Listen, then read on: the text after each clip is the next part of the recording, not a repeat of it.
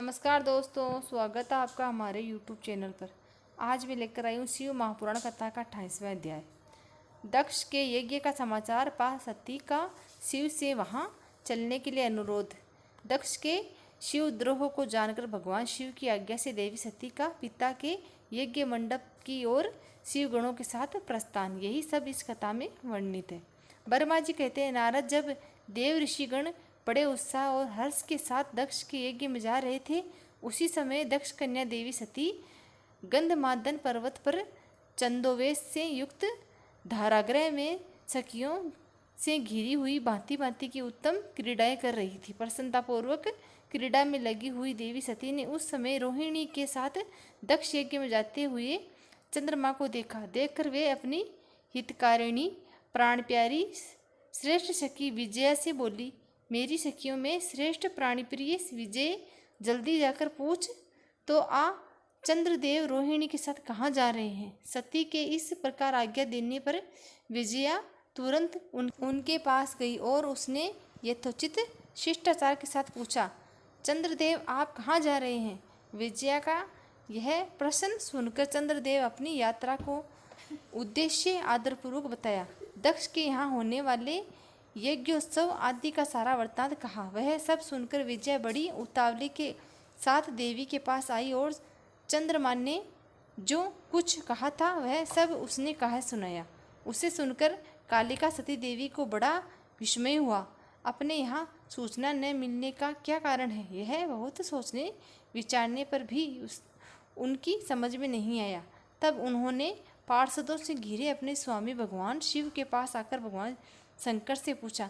सती बोली, प्रभु मैंने सुना है कि मेरे पिताजी के यहाँ कोई बहुत बड़ा यज्ञ हो रहा है, उसमें बहुत बड़ा उत्सव होगा, उसमें सब देव ऋषि एकत्र हो रहे हैं। देवेश्वर पिताजी के उस महान यज्ञ में चलने की रुचि आपको क्यों नहीं हो रही।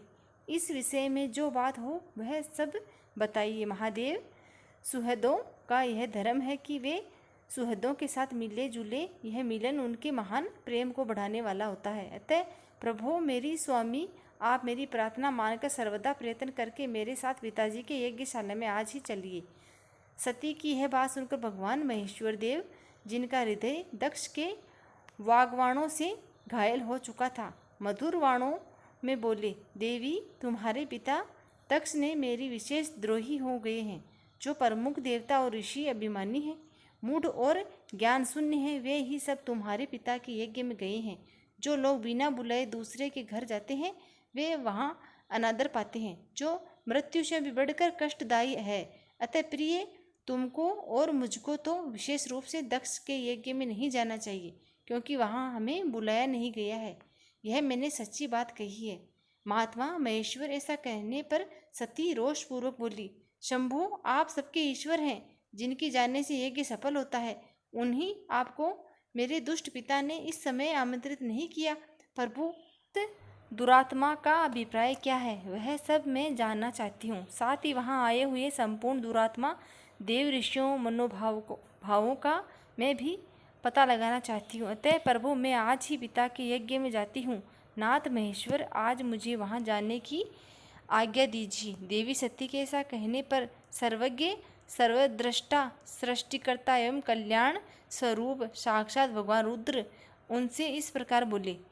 शिव ने कहा, उत्तम व्रत का पालन करने वाली देवी, यदि इस प्रकार तुम्हारी रुचि वहाँ अवश्य जानने के लिए हो गई है तो मेरी आज्ञा से तुम शीघ्र अपने पिता के यज्ञ में जाओ।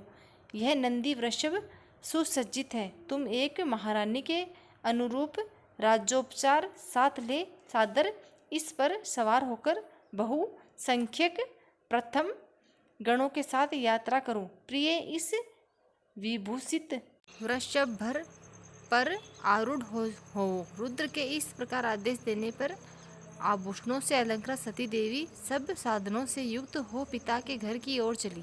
परमात्मा शिव ने उन्हें सुंदर वस्त्र, आभूषण तथा परम उज्ज्वल छत्र चामर आदि महाराजोचित उपचार दिए।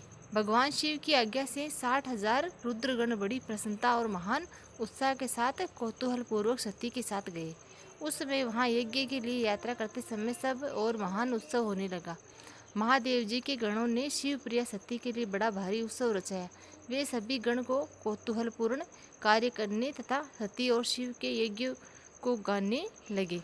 शिव के प्रिय और महान वीर प्रमथगण प्रसन्नतापूर्वक उछलते कूदते चल रहे थे। जगदम्बा के यात्रा काल में सब प्रकार से बड़ी भारी शोभा हो रही थी। उस समय जो सुखद जय जयकार आदि का शब्द प्रकट हुआ, उससे तीनों लोग गूंज उठे। ओम नमः शिवाय, जय भोलेनाथ। 28वां अध्याय यही समाप्त होता है। मिलते हैं अगले अध्याय के साथ। धन्यवाद।